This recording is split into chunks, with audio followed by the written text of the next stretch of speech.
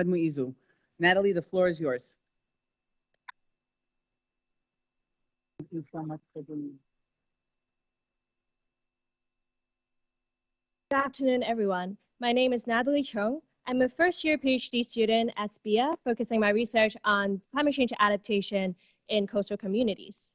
It is my distinct honor to introduce His Excellency, President Dr. Moizu of the Republic of Maldives.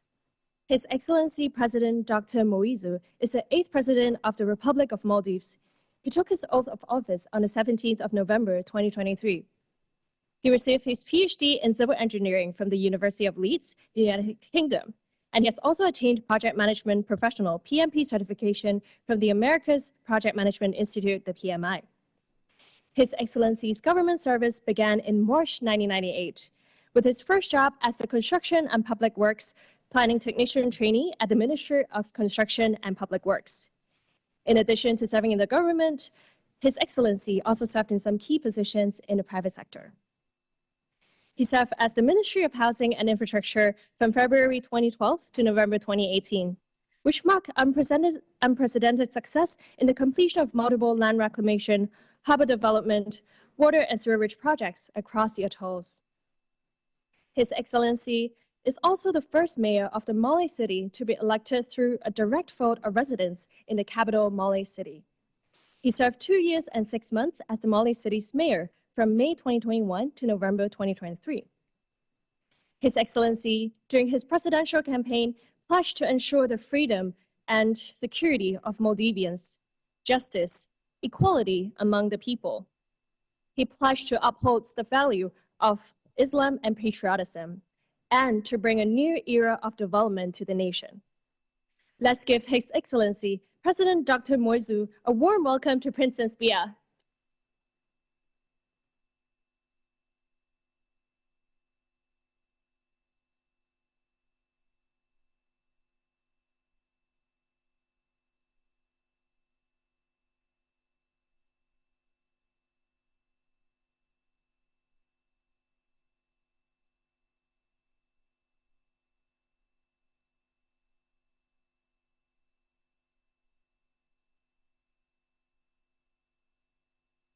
Bismillahirrahmanirrahim.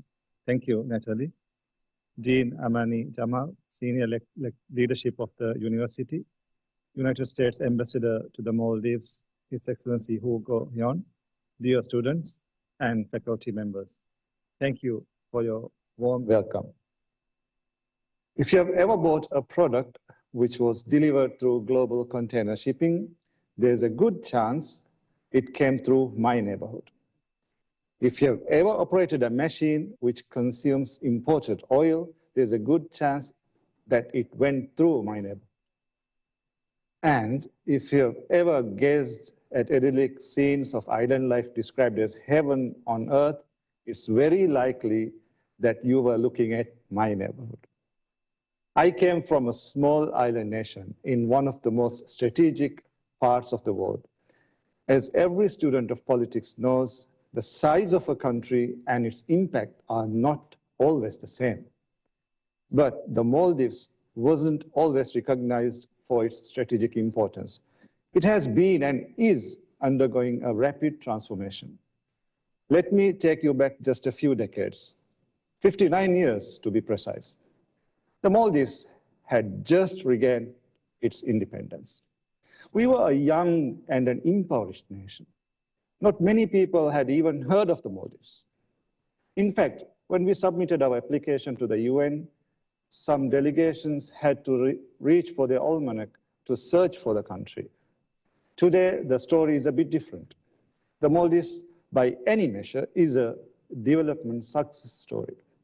Our white sandy beaches, our clear blue waters, the gardens of life under our seas are known to the world. We are a strengthening democracy, striving for resilience. I assumed office as the president of Maldives last November. I made a pledge to the Maldivian people that I will, God willing, transform the country into an inclusive and prosperous society. It wasn't too long ago that I was in your seats as a student. As Natalie mentioned, I obtained my doctorate degree in civil engineering across the pond in Britain at the University of Leeds. And before that, I did my degree and master's from the same field at University College London. It was a time I cherished deeply. I was very happy to be at a university. I'm very happy to be at a university environment again. This time at one of the highest ranked academic institutions in the world. The haven where Einstein made so many thought experiments. The lab where some of the most brilliant minds turned entrepreneurial ideas into reality. Hence, I thank Princeton for this opportunity to speak here today. It is indeed an honor.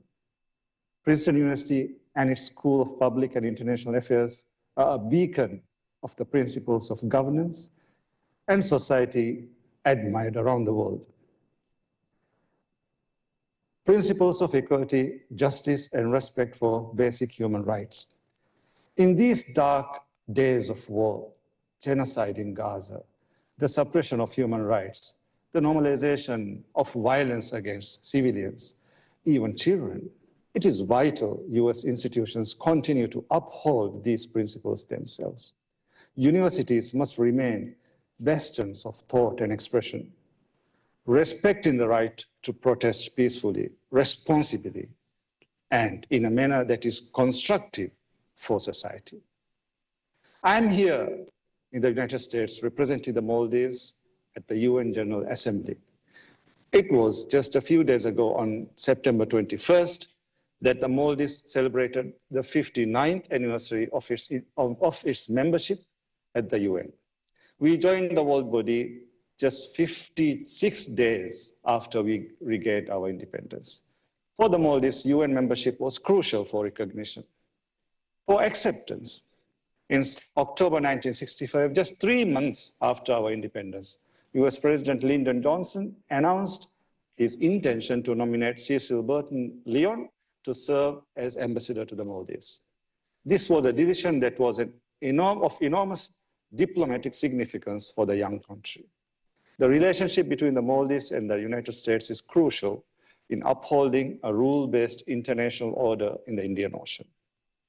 Now, some of you might wonder why a partnership between one of the smallest countries in the world and a superpower would be so important. Well, the answer lies in the changing tides in the Indian Ocean.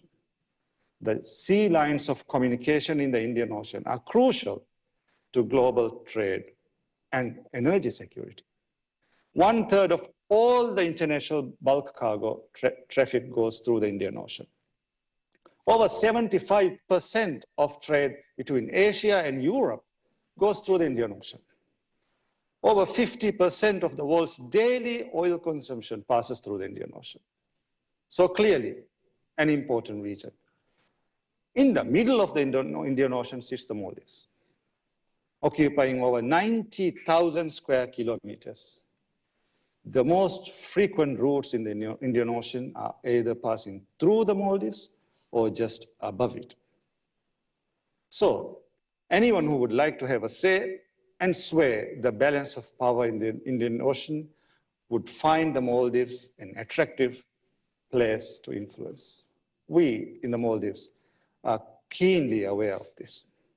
That's why during last year's presidential election, I made a pledge to uphold and strengthen the Maldives' sovereignty and independence. The respect for sovereignty and independence, the respect for sovereignty and sovereign equality among states are the fundamental principles on which today's international order rests and the multilateral system operates. Applying these principles at regional level, we in the Maldives recognize the importance of upholding rule-based order in the Indian Ocean. And we value our part in it. That is why I promised my fellow Maldivians that I will invest in our capacity to contribute and lead global effort in strengthening an international order based on the principle of multilateralism, so that we may above all safeguard our sovereignty and independence. It is vital for the world that small island states do indeed thrive and prosper. Their interactions with the natural and environmental ecosystems are crucial for the world.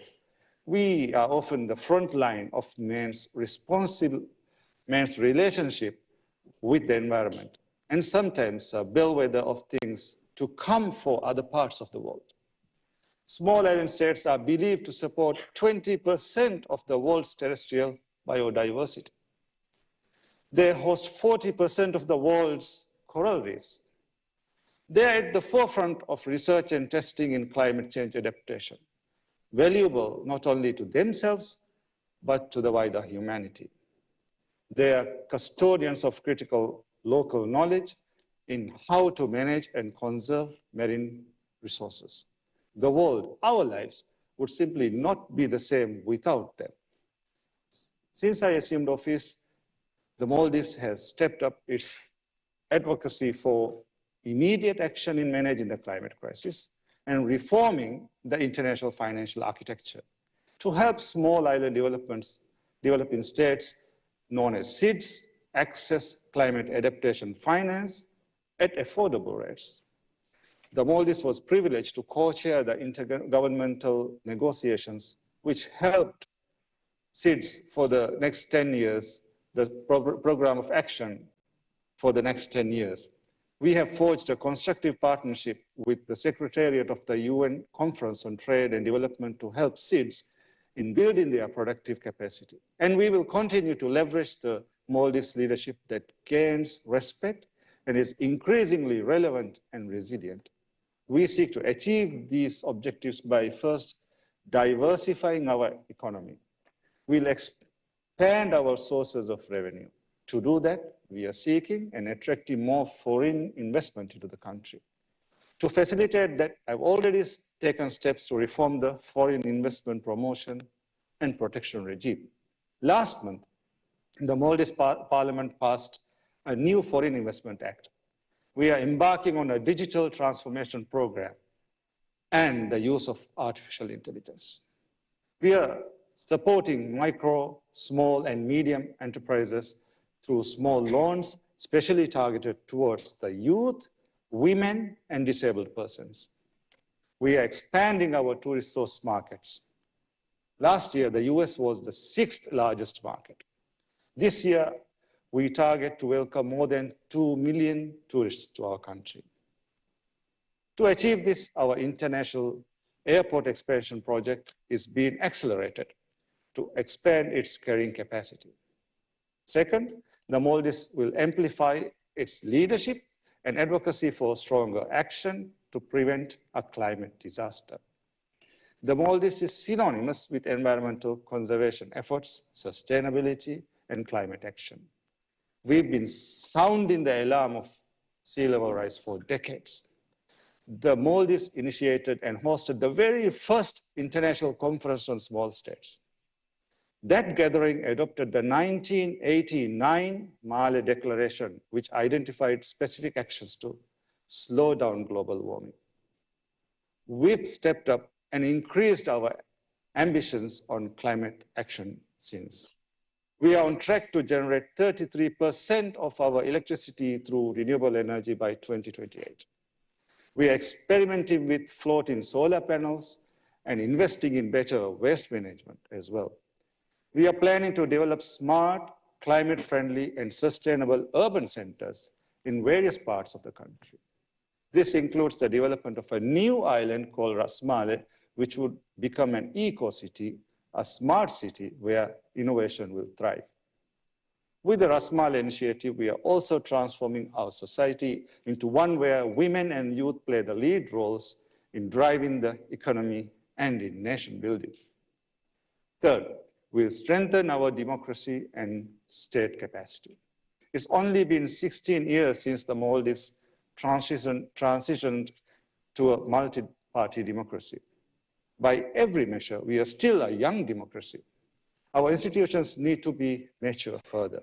Our government, our society, and the entire system needs to be free from corruption.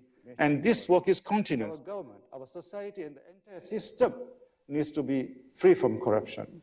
And this work is continuing, especially with the support of our partners, such as the United States. This support is necessary for the Maldives, for the US, and for the future order of the Indian Ocean. For this order to be decided at its geographical midpoint, which is where the Maldives sits. It is indeed the place where the destinies of the Indian Ocean and that of the major trade routes of the world will be decided. A prosperous, strong, and fiercely independent Maldives is important to us all and everyone. I thank you.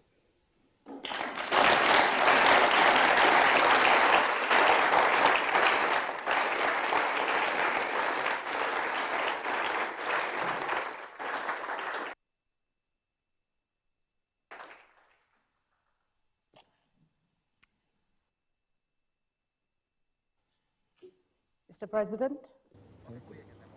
Ade agon tibe furna hame me against tini a Princeton University Rasul Jumhuriya devi a tagrir ade deme agome me against tini Rasul Jumhuriya tagrir University kemni fan deke wahful meaduge in talim ugenamo ganna kudinna mathas mati talim kudinna kiha warige message tor ese devi konkala wahful taketto kudinna konkala ehi tarikama ka beenum wana fada wahful to emni fan hissa kudevi